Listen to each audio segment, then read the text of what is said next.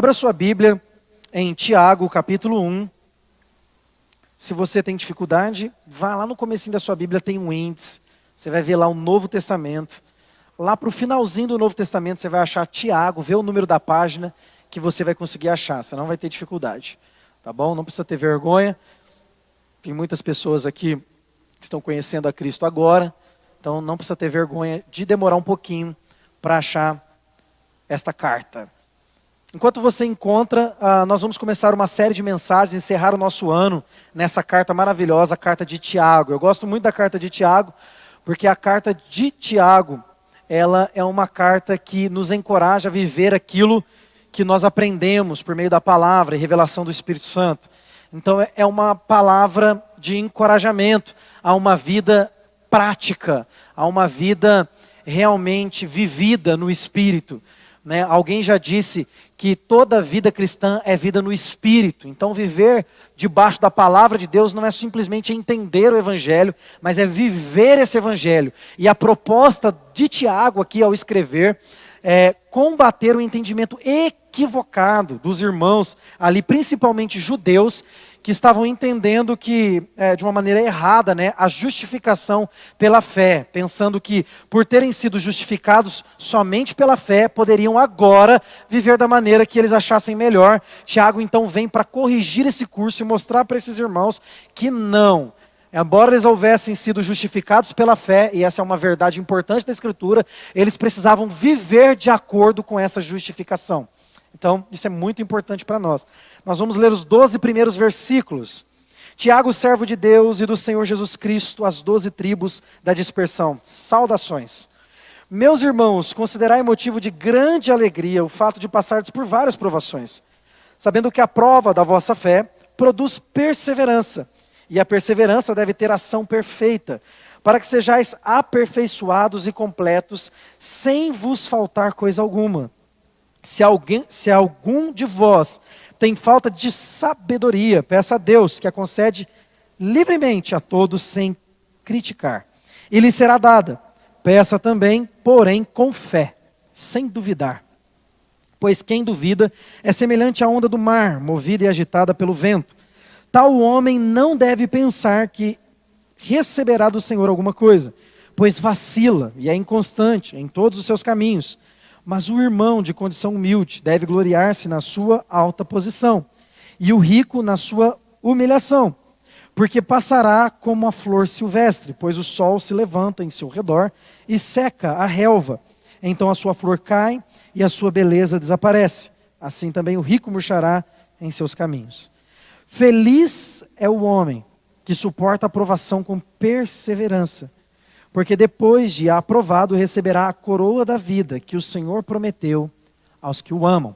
Senhor, fala conosco por meio da Tua palavra, que possamos, ó Deus, romper com esse padrão mundano de que nós simplesmente precisamos entender algumas coisas e viver de qualquer maneira. Que possamos, ó Deus, viver a verdadeira lei do Senhor, que é a lei da gratidão, ó Deus. Fomos salvos pela justiça de Cristo, mas agora, tamanha a nossa gratidão, vivemos de acordo com esses mandamentos, vivendo a Tua palavra, vivendo a lei do Senhor Jesus, amando a Deus com tudo que somos e temos, e ao próximo também como a nós mesmos. Nós, Deus, então pedimos que o Senhor fale conosco por meio da Sua palavra, em nome de Jesus. Amém e amém.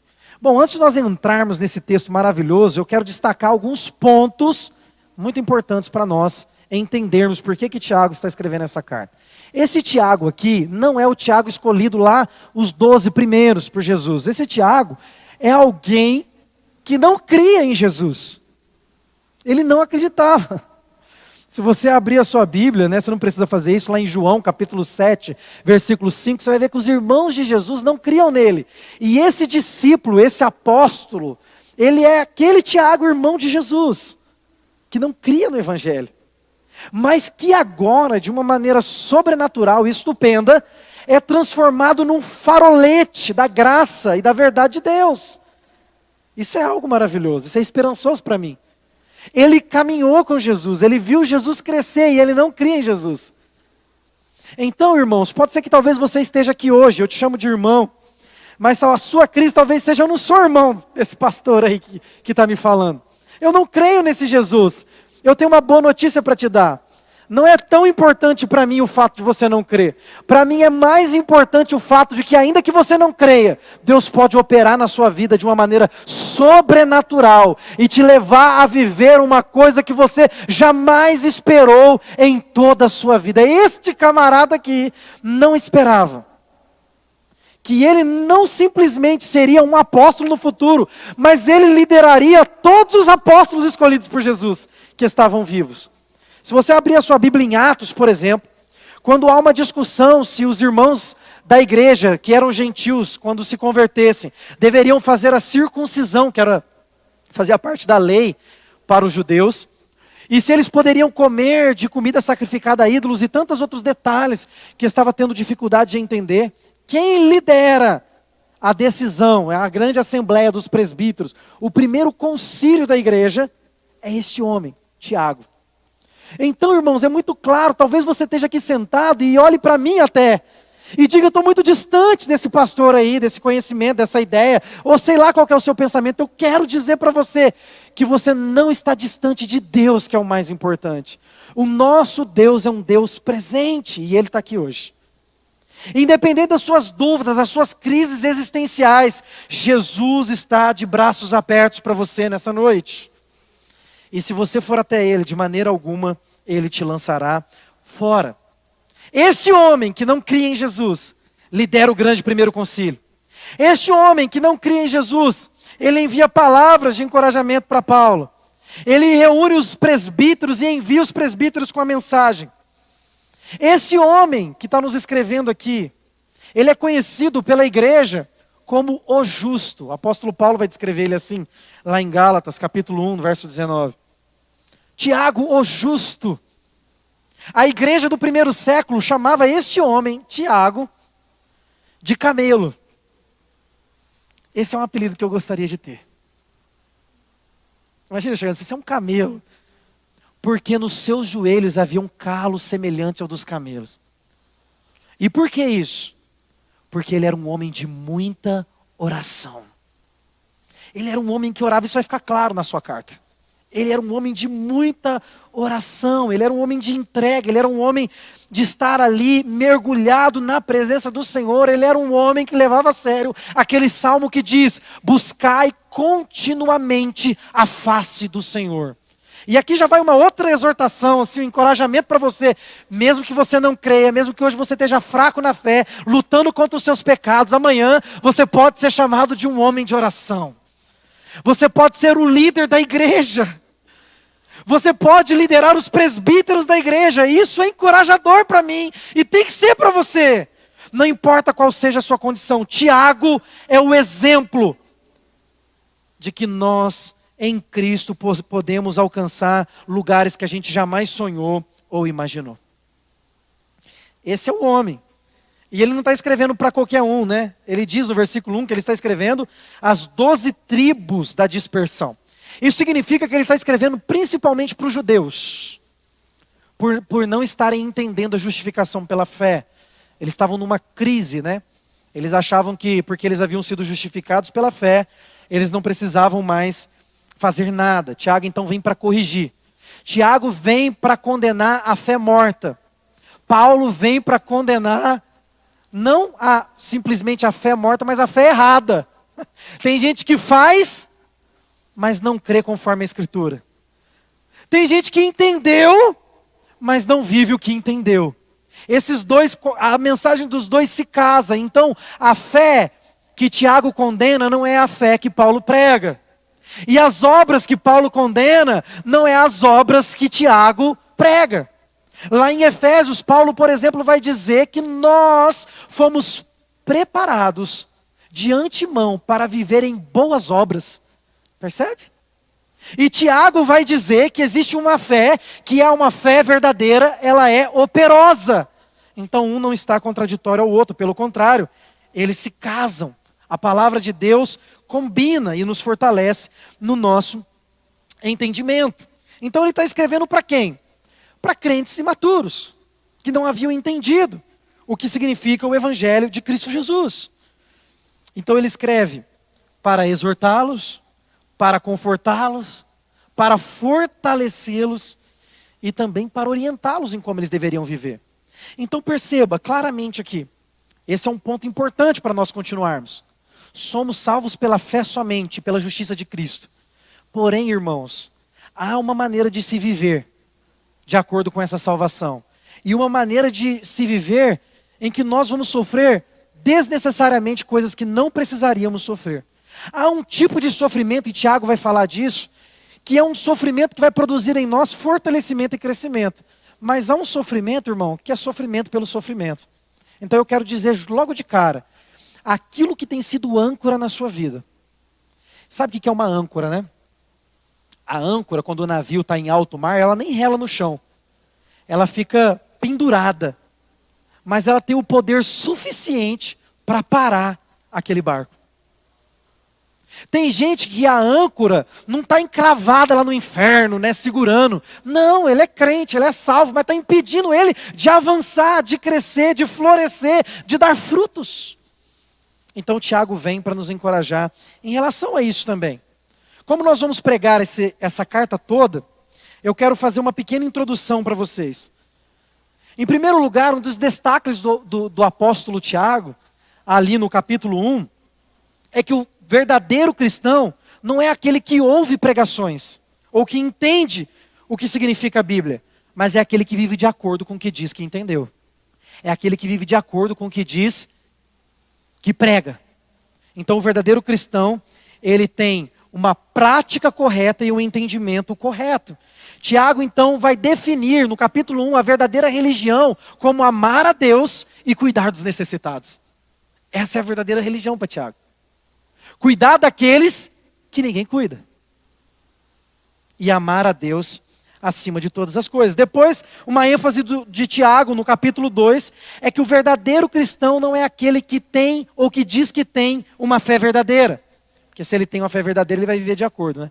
Diz que tem a fé verdadeira, mas é aquele que também tem obras que são selos de autenticidade da sua fé. Então, gente, Deus é tão maravilhoso que Ele deixou isso em nós. Se você foi selado pelo Espírito Santo e nasceu de novo, você vai viver de acordo com essa fé. Terceira verdade nesse livro que nós vamos estudar. O verdadeiro cristão não é aquele que fala, aquele que mostra a sua sabedoria por palavras, mas é aquele que pratica aquilo que diz. Isso está lá no capítulo 3. Então o que essa igreja precisava de ouvir? O que eles precisavam saber? Qual é o contexto, já que nós já estamos vendo aqui esse contexto? E por que eles precisavam então dessa transformação poderosa na vida deles? O chamado de Deus para as nossas vidas é o chamado de Moisés para Josué. Seja forte e corajoso, porque a vida, ela nem sempre é fácil. Eu me alegro muito quando a vida é fácil. Eu fico muito contente, tem momentos, né? A gente vive momentos assim de bonança, né? Momentos de alegria, mas nem sempre é assim. Viver de acordo com a palavra de Deus, viver uma vida na presença de Deus, requer esse tipo de comportamento. Você precisa ser forte. Existem duas maneiras de ser forte. É você caminhar segundo a sua força, e aí eu preciso dizer para você, a probabilidade de você falhar miseravelmente é de 99,9999%, se você simplesmente confiar na sua força. Eu estou deixando a margem de 1% aí, porque às vezes você pode achar que está confiando na sua força, mas não é isso que Deus está fazendo. Agora, se você olhar para a palavra de Deus, e não simplesmente entendê-la, mas obedecê-la e procurar viver com zelo, de acordo com os ensinamentos, orientações e também ordens, é possível que você alcance força suficiente para perseverar até o fim. Eu digo isso porque a fonte da nossa força não está em nós mesmos, mas a força da nossa força, ela vem de Deus. Então, irmãos, olhe comigo aí o versículo de número 2, versículo de número 3 e o versículo de número 4. Meus irmãos, considerai motivo de grande alegria o fato de passardes por várias provações, sabendo que a prova da vossa fé produz perseverança. E a perseverança deve ter ação perfeita, para que sejais aperfeiçoados e completos, sem vos faltar coisa alguma. Se algum de vós tem falta de... sem vos faltar coisa alguma. Então, o destaque que nós trazemos aqui é que o chamado de Tiago para esses irmãos que estavam vivendo em dificuldade, sem entender como deveriam viver, é viver fortes como a rocha. E isso tem a ver com um tipo de fundamento que está sendo criado dentro de você. Hoje se fala muito disso, né? É um linguajar até muito comercial. Fundamento, processo e resultado. Que tipo de fundamento há em você? Deus, ele usa muito sofrimento para produzir em nós um tipo de fundamento que seja inabalável. O apóstolo Tiago aqui vai dizer que nós deveríamos olhar para o sofrimento com motivo de muita alegria. Como que você olha para o sofrimento? Que tipo de fundamento que está no seu coração? Eu preciso dizer para você, se é o fundamento da palavra de Deus, você tem que começar a olhar para os problemas com um olhar diferente. Eu ouvi ainda hoje algo que me marcou. O crente, ele devia mudar o seu linguajar em alguns aspectos. Nós devíamos talvez ressignificar o problema. Porque para nós problema é algo que está quase inalcançável, que a gente não pode resolver. Para o crente não devia existir a palavra problema simplesmente. Nós devíamos mudar o nosso linguajar, mudar o nosso vocabulário. E no lugar de problema começar a colocar desafio. Porque o crente, quando ele se encontra com Jesus, ele é transformado de uma tal maneira... E o Evangelho produz essa transformação que não há mais para ele obstáculo suficientemente difícil que o faça parar. Se você tem Jesus e o Espírito Santo na sua vida, e esse é o seu fundamento, você está estabelecido sobre este fundamento, não há mais problema suficiente para você. O que está diante de você, seja o que for, é um desafio que pode ser vencido no poder da palavra, no poder do Espírito. Você é chamado para superar os seus desafios. Nós devemos olhar para as nossas dificuldades, para as nossas lutas, para as nossas crises, para os nossos sofrimentos e entender que Ele tem propósito na nossa vida. Todo o seu sofrimento, seja o que for, se você tem Jesus como Senhor e Salvador da sua vida, tem propósito. Deus está estabelecendo um fundamento em seu coração.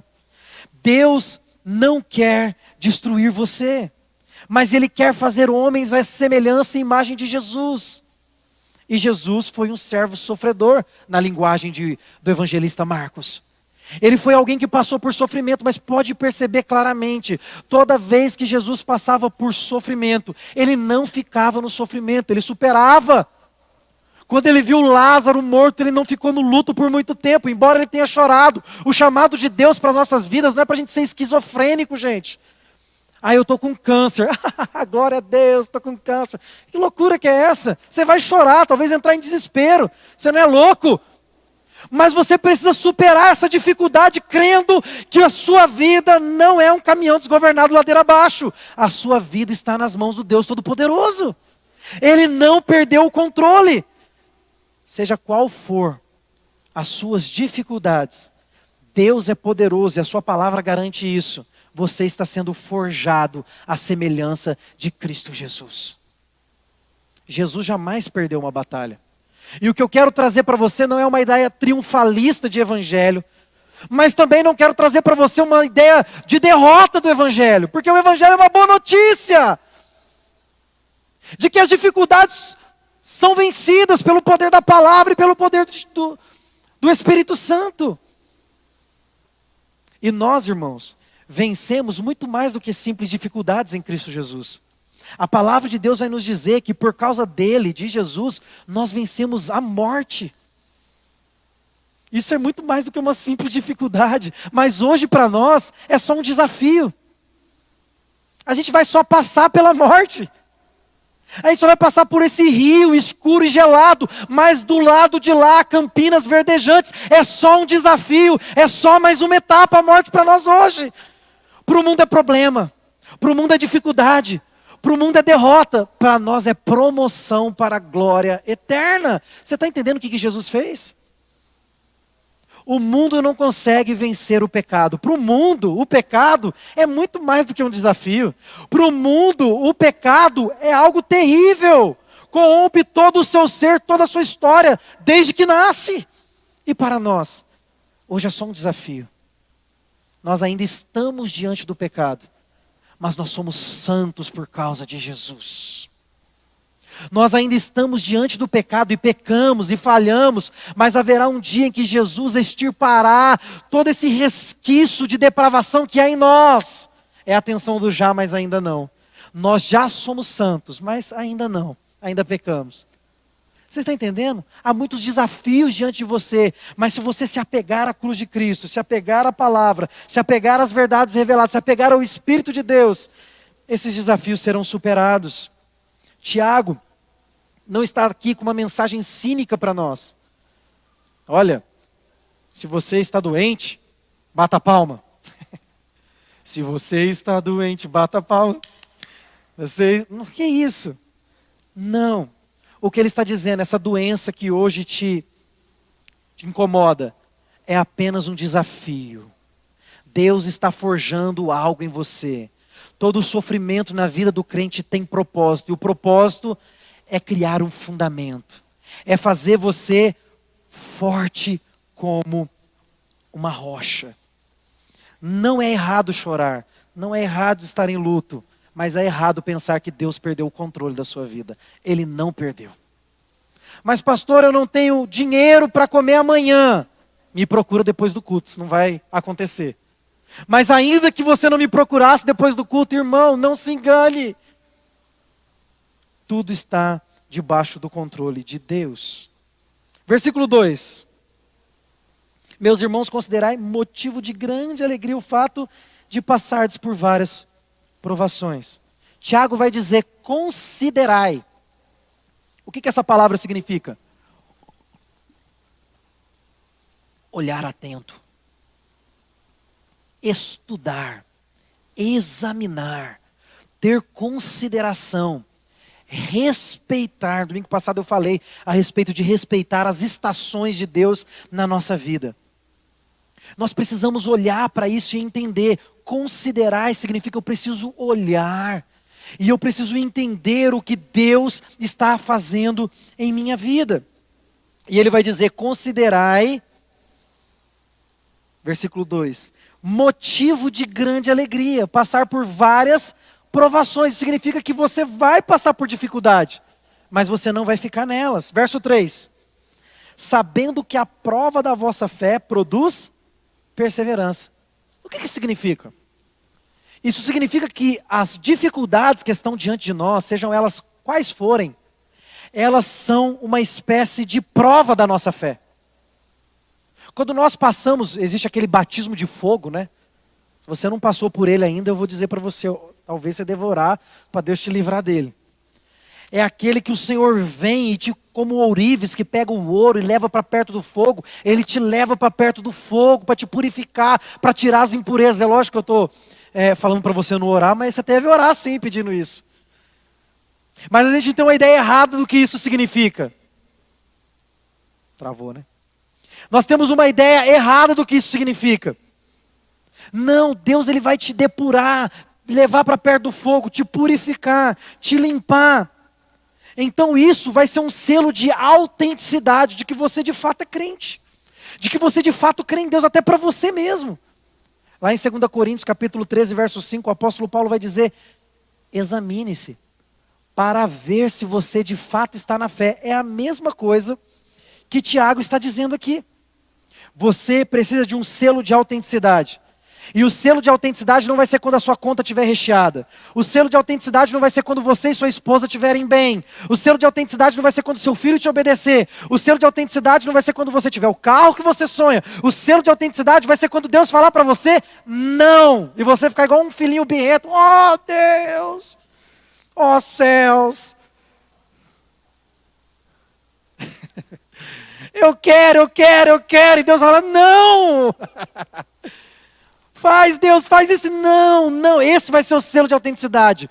Quando você for confrontado, quando você for corrigido, quando você for exortado, quando a dificuldade bater a porta, e o seu fundamento ser a palavra de Deus, ser o Espírito Santo, ser o Evangelho de Cristo Jesus, então você vai sair do outro lado aprovado. A pergunta que eu quero fazer para você agora: como é que você passa pelas provações? Aí eu passo pelas provações, vou passando pela prova, dando glória a Deus, glória a Deus. Como que você passa pelas provações? Passe com uma fé inabalável, inquebrantável.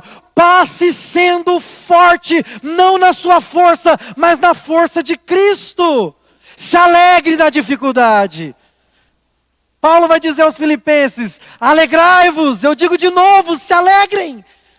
Mais uma vez, às vezes você vai chorar, mas o chamado de Deus é para você usar esse choro apenas como trampolim. Sabe, a nossa vida, irmãos, é semelhante a de um elástico. Deus, às vezes, Ele pega você, Ele coloca você no estilingue assim dele, e Ele vai tensionando, tensionando, tensionando, mas uma hora Ele solta para você voar. Eu quero voar na presença de Deus. Esse linguajar é um linguajar até difícil de falar hoje, porque as pessoas acham que voar... Não, irmãos. Eu vou dizer como Tiago aqui, para autenticar a minha mensagem, para você não levar para outro lado. Olha para a minha vida e você vai entender o que eu estou dizendo. Não desassocie agora o testemunho que a gente tem tido com o que eu estou dizendo, porque é o que Tiago está dizendo. Olha, você precisa ter uma fé, obras que comprovem a sua fé. Não é só falar das coisas, não. Voar na presença de Deus. Se você soubesse o que isso significa no meu coração. Voar na presença de Deus é estar frente a frente com Deus Todo-Poderoso. Voar na presença de Deus é estar acima dessas coisas desse mundo. Voar diante de Deus é ser liberto daquela oração de Paulo: o bem que eu não quero fazer, esse eu faço. Mas o mal que eu não quero fazer, esse eu faço. Mas o bem que eu não quero... Está tudo errado, né? O mal que eu não quero eu faço, mas o bem... Gente, o bem que eu desejo fazer eu não consigo. Mudei aqui, parafraseei. Mas o mal que eu não desejo eu estou lá fazendo. Mas o bem que eu desejo eu não consigo. Eu quero ser livre dessas coisas. Eu quero ser cheio de Deus, eu quero ser cheio do poder de Deus. Eu quero ver pessoas sendo convertidas, eu quero ver essa igreja cheia. Não para ela estar cheia, mas para ter gente se convertendo, pessoas se rendendo, se dobrando. Eu quero voar na presença de Deus, eu quero ser uma águia na presença de Deus. Eu quero ser cheio do poder de Deus. O que você quer? Eu quero que os problemas, saiam no suor, para não falar o que eu falo para os irmãos no discipulado tete a tete. Eu quero que as dificuldades, os desafios, os problemas saiam no suor. Enquanto eu estou caminhando, está saindo. Eu não quero perder mais tempo com isso. O meu fundamento é Jesus Cristo. Seja qual for a provação, eu vou superá-las em nome de Jesus. Então isso vai ser um selo de autenticidade. Como que você passa? Os desafios impostos a você produz perseverança. Então perceba, após o selo de autenticidade, você passou por dificuldade. Você saiu vitorioso do outro lado, porque Deus ele te prova não é para te derrotar. Quem prova você para te derrotar é o diabo, ele é o tentador. Deus não tenta ninguém. A prova que ele te dá, ele te deu as ferramentas para você superar ela. Você fica na derrota porque é desobediente. Porque quando você aprender a viver a palavra de Deus, o que ela ensina, você vai sair desse estado de derrota. Quantos pecados você já tinha tombado na sua vida há muito tempo e você voltou a praticar eles agora? Porque não ora, porque não lê a Bíblia, porque não está em comunhão com a igreja. Quantos? Olha para trás, olha o tanto de gigante tombado. E você voltou a viver as mesmas coisas agora, porque é desobediente. Deus quer que você ande em vitória, como diz Tiago. Então isso produz em nós, depois da luta, da dificuldade, do desafio, superado, o selo de autenticidade fica claro para todos. Então é produzido em você perseverança. Você é cheio de perseverança. Ainda está no versículo 2, né? Considerai grande motivo, alegria, o passardes por várias provações, sabendo, versículo 3, que a prova da vossa fé produz perseverança. Quando você é provado e vence, você fica calejado. Você fica mais forte. Você está pronto para a próxima. Não use mais a palavra problema no seu dicionário. Use desafio. Você tem desafios diante de você e que você vai vencer em nome de Jesus. Versículo 4. E a perseverança deve ter ação perfeita, para que sejais aperfeiçoados e completos, sem vos faltar coisa alguma. Olha o que Tiago vai dizer. Ação perfeita. E a perseverança deve ter ação perfeita. Deus usa a perseverança para te fazer forte. E aqui agora é a parte... Opa, passou? É a parte mais importante do processo. Deus quer que você seja forte, não como um leão. Não aqui, na provação. Não, eu sou o bom, eu sou o forte, nada me atinge. Uau, sou o leãozão. Não. Deus quer que você seja forte como uma rocha. A força do leão, olha que ilustração poderosa para mim e para você. A força do leão é uma força feroz, violenta, agressiva. Não é esse tipo de força que ele está trazendo para você.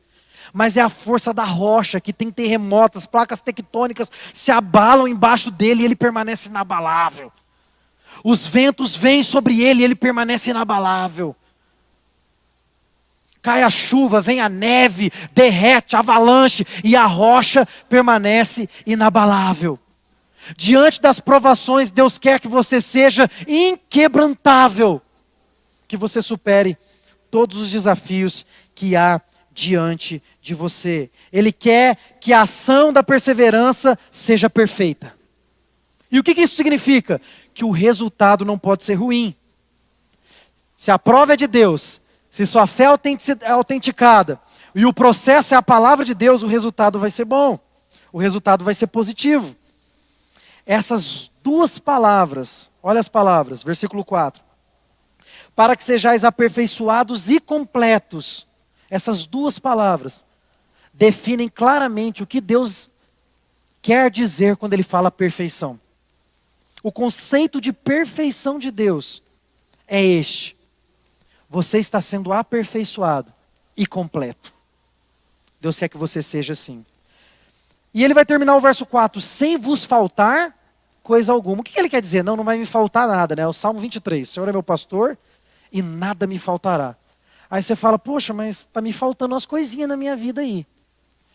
O que Tiago está dizendo é que Deus não vai deixar faltar nada para que você cumpra o que Deus estabeleceu na sua vida. Perceba, isso tudo é o processo de Deus na sua vida. Ele está criando um fundamento, um alicerce. A provação, a luta é para que você consiga, então, ser perfeito e ser maduro, que é o que significa perfeição na palavra de Deus. Versículo 5.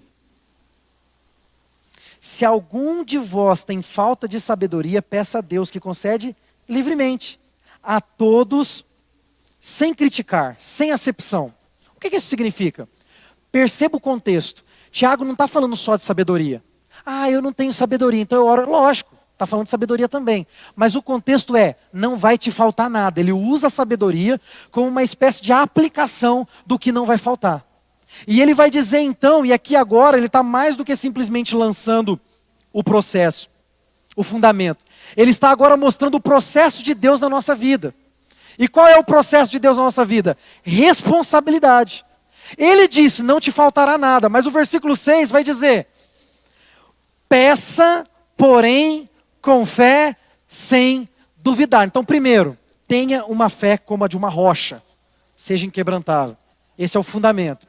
Segundo, você precisa pedir. A gente estava falando na IBD de hoje, que um dos papéis do pastor é ser treinador. Esse é o papel do pastor, é treinar você. E Deus faz isso com todo mundo, né? Inclusive com o pastor. Deus nos treina, Deus nos molda, Deus vai moldando em nós. Esse é o processo de Deus na vida de todo mundo. Vai te faltar sabedoria? Peça a Deus. Vai te faltar força? Peça a Deus. Vai te faltar entendimento? Peça a Deus. Vai te faltar coragem? Peça a Deus. Vai te sobrar vergonha? Peça a Deus. Ele é poderoso. Ele é fonte inesgotável de tudo o que precisamos para cumprir a missão que Ele nos deu. O processo de Deus nas nossas vidas é nos fazer entender que nós temos responsabilidade no reino de Deus. Deus é soberano, mas na sua soberania, Ele decidiu agir no tempo e na história por meio da oração do homem. Você quer receber, irmãos? Peça, mas não peça de qualquer jeito. Tiago vai dizer, peça com fé. Porque se você pedir sem fé, olha que coisa incrível. Se você pedir sem fé, não fique esperando, porque você não vai receber. Ah, eu pedi, Deus não mandou, pediu sem fé. Precisa pedir com fé. Fé que Deus é o Deus de provisão. Fé que Deus não lhe deixará faltar nada para cumprir a missão que Ele te deu. E sabedoria, que é o que Tiago está destacando aqui, significa conhecimento rigoroso da verdade. Por que Tiago vai encorajar os irmãos a pedir exatamente sabedoria? Para que os irmãos entendam o processo de Deus na vida deles. Qual é o processo de Deus na sua vida aqui e agora? Peça com fé, irmão, peça sem duvidar. E por que nós duvidamos de Deus? Quando foi que Deus deixou de cumprir o que prometeu? Quando foi que Deus deixou você sem a promessa ser cumprida? Nós pedimos e não recebemos porque a nossa fé é vacilante, porque a nossa fé é incipiente, porque a nossa fé é fraca. Mas o processo de Deus na nossa vida é fortalecer a nossa fé. A palavra de Deus vai dizer que se nos falta fé, nós devemos pedir, Deus acrescentaria. Pedro vai orar, Senhor, acrescenta-me fé. Fé. Fé. E muitas vezes a nossa fé é carregada por qualquer vento. A nossa fé é uma fé sem peso. Mas no versículo 7, versículo 8, Tiago vai deixar claro, nós não devemos ter uma fé vacilante. Nós não devemos ter uma fé incipiente. Nós precisamos confiar em Deus, de que aquilo que Ele prometeu, Ele cumprirá. Sabe qual que é o nosso problema? É que muitas vezes nós acreditamos muito mais no nosso sentimento do que na palavra de Deus. Você quer um exemplo claro disso? A palavra de Deus vai dizer assim, confesse os seus pecados ao Senhor, e Ele é fiel e justo para te perdoar. A gente peca, a gente pede perdão, mas a gente para com tudo a nossa vida, porque a gente não acredita que Deus nos perdoou. A gente prefere ficar com o nosso sentimento, um sentimento de que a gente não pode, de que a gente não consegue, de que a gente não vai adiante, enquanto Deus está dizendo, eu já te perdoei, eu já te lavei, porque você depositou fé em mim, e por causa disso, você agora tem uma nova vida. Há uma responsabilidade humana, mas Deus continua sendo soberano. Versículo de número 9 e versículo de número 11. Agora aqui, eu quero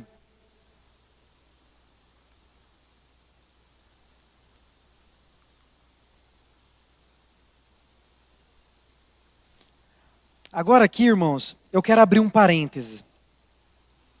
O parêntese está do verso 9 ao verso 11. Tiago vai dizer o seguinte, se você é pobre, se glorie na sua dificuldade. Se você é rico, se glorie na sua pequenez. O que Tiago está dizendo logo depois de falar, peça o que você quiser a Deus? Se você estiver construindo a sua vida no fundamento correto, que é a palavra de Deus, se você estiver respeitando os processos de Deus na sua vida, e você estiver acreditando mais nele do que nos seus sentimentos, você vai precisar de humildade. O que Tiago está ensinando aqui, do versículo 9 ao versículo 11, é que nós precisamos abrir um parêntese no processo de Deus na nossa vida. Não podemos perder a humildade. Existe algo que Deus odeia, e é a falta de humildade. Tiago mesmo no capítulo 4, versículo 6, vai dizer que o que precede a ruína é a falta de humildade. Ele vai dizer assim, Deus resiste aos soberbos, mas dá graça aos humildes. Lá em Provérbios capítulo 16, verso 18, vai dizer, o orgulho precede a destruição, e a arrogância precede a queda. O versículo 19 vai dizer, é melhor viver com os humildes, com os pobres, do que repartir riquezas com o soberbo e o orgulhoso. Quando você estiver vivendo o fundamento, que é a palavra de Deus, quando você estiver respeitando o processo de Deus na sua vida, que é confiar nele, você precisa permanecer humilde. É isso que Tiago está ensinando. E por último, o louvor pode subir aqui. Aí o último, os resultados. Resultados de entender que precisamos viver o que Deus tem para as nossas vidas. O resultado vem das mãos do Senhor. Tenha uma fé inabalável. Seja forte como uma rocha. Respeite os processos de Deus na sua vida. Se mantenha humilde. E por que se manter humilde? Porque você pode fazer tudo isso, irmãos, e no final das contas, ser só o jovem rico que se encontrou com Jesus.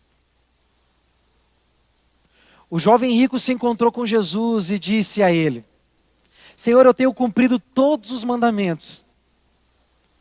E Jesus, entendendo claramente que ele não tinha cumprido nem o primeiro, disse para ele: uma coisa te falta. Vende tudo que você tem e dê aos pobres. E então, me siga. Nós precisamos entender que precisamos nos posicionar diante do Evangelho como se tudo dependesse de nós. Mas no final, na certeza de que tudo veio das mãos dele.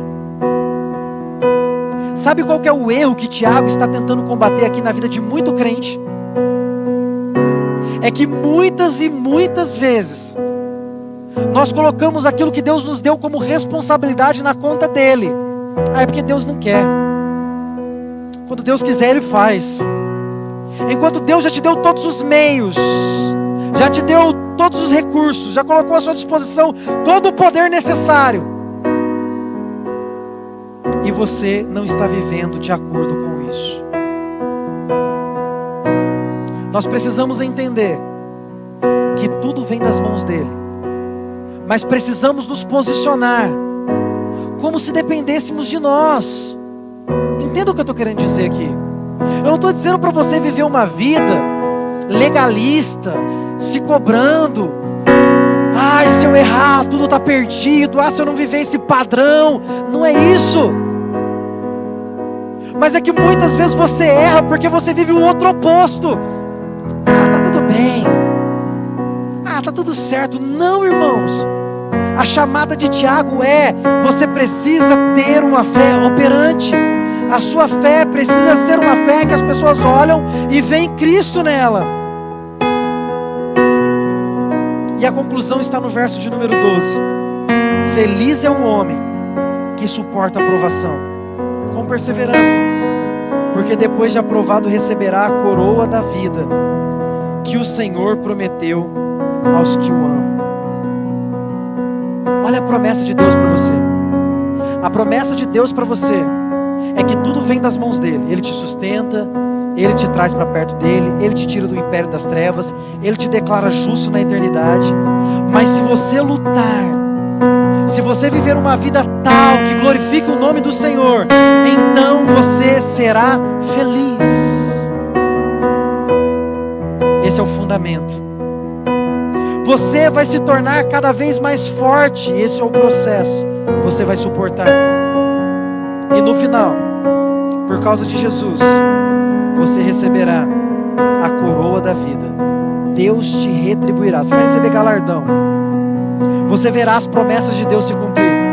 Você sentirá a recompensa em amar a Deus. Olha o final do versículo 12. Você receberá a coroa da vida que o Senhor prometeu aos que o amam. Você vai ver a recompensa de ter amado a Deus com toda a sua vida. A pergunta que eu quero fazer para você, e nós vamos encerrar com ela, é a pergunta que eu faço para mim. Por que você faz o que você faz? Por que eu tenho que fazer tudo isso? Eu vou dizer para você o porquê que eu faço. Eu faço porque eu sou devedor. Eu faço porque eu fui alcançado por um amor tão imenso, que é o amor de Jesus, que não dá mais para eu viver uma vida negligenciando isso. Eu não posso negligenciar essa salvação. Eu não posso viver como um preguiçoso espiritual. Eu preciso viver uma vida que condiz com o sacrifício de Cristo. Não se engane, irmão, viver para Jesus implica em carregar uma cruz. O discipulado requer um alto preço, é disso que Tiago está falando. A salvação é de graça, mas viver debaixo do senhorio de Jesus vai requerer de você dizer não para suas vontades, vai requerer de você negar os seus sentimentos e crer simplesmente na palavra de Deus. Mas eu estou sentindo que eu não fui perdoado, mas a palavra de Deus diz que se eu confesso eu sou perdoado, eu vou ficar com a palavra de Deus. Mas eu sinto que eu não vou alcançar, então eu não vou nem pedir, não, mas a palavra de Deus diz que se eu pedir com certeza, Deus vai me dar. Obviamente que se você pedir de acordo com a palavra dele, a importância de conhecer a palavra de Deus. Irmão, fique claro aqui para você, que o chamado de Tiago é o chamado de uma vida orgânica, de uma vida vivida, de uma vida real, não de uma vida utópica, não de uma vida ilusória. Você precisa a cada dia mais se tornar parecido com Jesus. Qualquer evangelho que você esteja vivendo, que não faça com que você se torne mais parecido com Jesus, não é o evangelho de Cristo Jesus. O evangelho de Cristo Jesus vai te levar a viver um fundamento que vai tornar a sua fé forte como a de uma rocha, que vai fazer com que você respeite os processos de Deus na sua vida, e por fim você colherá os resultados, e os resultados são bons. Os resultados são bons, porque os resultados são aqueles que Cristo conquistou para nós na cruz do Calvário. Percebe o paradoxo? É quase que uma luta na nossa cabeça. Não, mas eu não posso viver assim. Você deve viver assim. Você não pode achar que porque vive assim alcançará algum mérito diante de Deus. É a lei da gratidão. Você vive assim porque Cristo te comprou. Você vive assim porque o Espírito habita em nós. Você vive assim porque a palavra manda você viver assim. E você será feliz quando viver de acordo com a palavra de Deus. Curva a sua cabeça. O louvor vai cantar uma música. Enquanto eles cantam, você vai ter a oportunidade de confessar a Deus as suas limitações,